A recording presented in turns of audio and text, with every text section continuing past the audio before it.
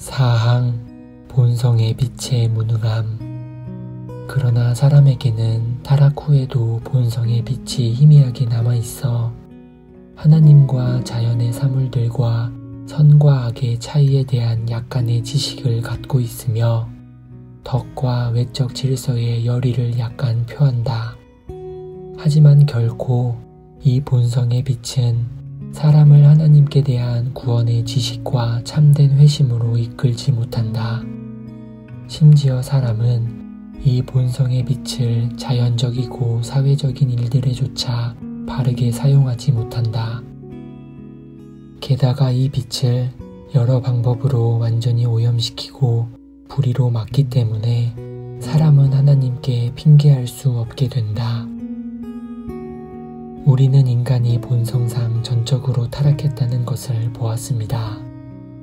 하나님의 은혜 없이 인간은 자신이 떨어져 나간 하나님께로 돌아가려고 하지 않으며 할 수도 없습니다. 사람은 자기 본성의 타락을 개혁할 능력도 의지도 없으며 하나님께서 개혁하시도록 자신을 준비할 능력도 의지도 없습니다. 이것이 삼항의 요약입니다. 인간은 본성의 모든 부분이 부패했습니다. 하지만 인간이 전적으로 부패했다는 말은 절대적이고 완전하게 부패했다는 것과는 다른 말입니다. 인간은 가장 악한 존재는 아닙니다. 만약 그렇다면 마귀와 같을 것이기 때문입니다. 사람은 타락으로 말미암아 마귀처럼 되거나 동물처럼 되지 않고 이전에 그랬던 것처럼 사람으로 남아 있습니다. 따라서 전적 타락은 부패의 강도에 대한 것이라기보다는 오히려 범위에 대한 것입니다. 사람의 부패는 사람의 모든 기능으로, 즉 사람의 모든 영혼, 마음, 정신의 부분으로 확장되었습니다. 모든 것에서 인간은 전적으로 부패했으며 자신의 모든 기능을 하나님을 대항하는 데 사용합니다. 이것이 전적 타락의 핵심입니다. 사람은 여전히 인간의 본성을 지니고 있습니다. 스스로 남겨져서는 절대로 자신을 구원할 수 없지만 그렇다고 해서 하나님의 형상의 모든 측면을 다 잃어버린 것은 아닙니다. 인성이 근본적으로 부패한 것은 아닙니다.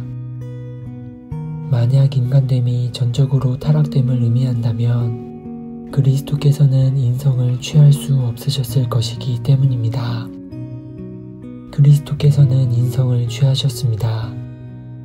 비록 깊이 타락했을지라도 여전히 인성은 구원 가능하며 하나님의 은혜에 전능하신 사역으로 구원받을 가능성이 있습니다.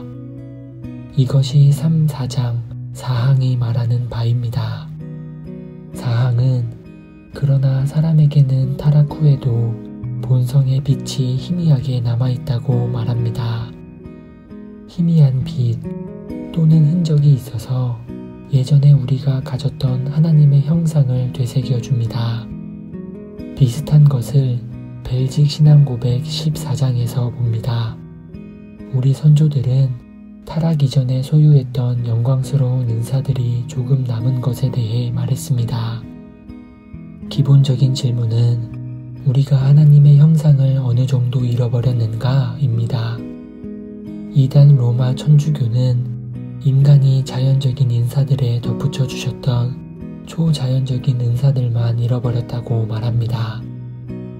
인간은 타락으로 말미암아 원의를 잃어버렸지만 자연적인 은사들은 여전히 소유하고 있어서 바르게 이성적 사고를 할 수 있고 선과 악의 차이를 알며 무엇보다도 자유의지를 소유하고 있다고 이단 로마 카톨릭은 말합니다. 타락 후에도 여전히 가지고 있는 이 모든 은사를 사용해서 사람은 초자연적 은혜를 받도록 자신을 준비할 수 있으며 심지어 이것이 구원에 필요한 조건이라고까지 그들은 잘못 주장합니다. 이단 알미니우스주의자들은 기본적으로 이단 로마 천주교와 같은 것을 가르칩니다. 이것이 우리에게 놀라울 일이 아닌 것은 알미니우스주의자와 로마 카톨릭은 모두 세미펠라기우스주의이기 때문입니다. 알미니우스주의자와 로마 카톨릭의 신학은 이단 펠라기우스의 신학으로 거슬러 올라갑니다. 펠라기우스는 어거스틴 시대에 살았던 수도승인데 인간이 본성상 기본적으로 선하며 따라서 자신의 구원을 위해 뭔가 할 수 있다고 주장했습니다. 이단 알미니우스주의자들은 3, 4장, 오류 논박 5번에 표현되어 있는 것을 믿었습니다. 알미니우스주의자들은 부패한 자연인이 일반 은총이나 타락 이후에도 남겨진 은사들을 아주 잘 사용할 수 있으며 이를 선하게 사용함으로 더 큰 은혜, 즉 복음적 은혜 또는 구원의 은혜와 구원 자체를 점진적으로 얻을 수 있다고 말했습니다. 알미니우스주의자에 따르면 타락 이후에도 인간에게는 선한 것이 여전히 많이 남아 있습니다. 말할 것도 없이 우리 정통신앙을 따르는 선조들은 이 견해를 전적으로 거부했습니다. 우리 선조들은 본래 형상의 희미함이나 흔적을 조금 가지고 있을지라도 인간은 하나님의 형상을 잃어버렸다고 말했습니다. 우리 선조들은 왜 한편으로 하나님의 형상을 잃어버렸다고 강조하면서도 다른 한편으로 어떤 희미함을 가지고 있다고 강조한 것입니까? 그 이유는 우리 선조들이 하나님의 형상을 넓은 의미와 좁은 의미로 구별했기 때문입니다. 넓은 의미의 하나님의 형상은 인간의 도덕적 판단이나 지성 같은 것들을 포함합니다. 좁은 의미의 하나님의 형상은 참된 지식과 의와 거룩으로 이루어집니다. 우리 선조들은 인간이 좁은 의미의 형상을 잃어버려서 하나님에 대한 참된 지식, 즉 하나님의 의와 거룩함을 잃어버렸지만 선과 악을 구별하는 능력이나 인간에게 필요한 다른 것들은 유지하고 있다고 가르쳤습니다.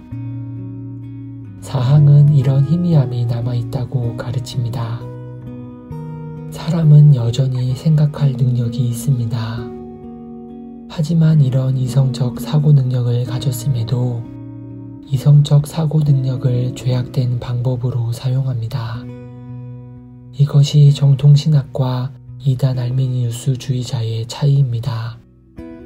사람이 선과 악을 생각할 때 비록 이 둘을 구별할 능력이 있지만 타락한 상태 그대로는 언제나 악을 선택할 것입니다. 사람은 결코 선한 일을 하지 못합니다.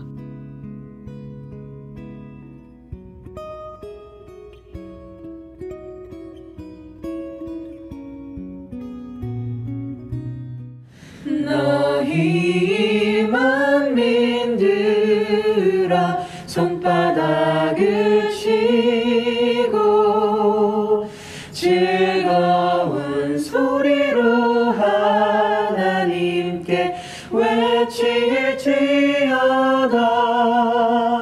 지존하신 여호와는 어미하시고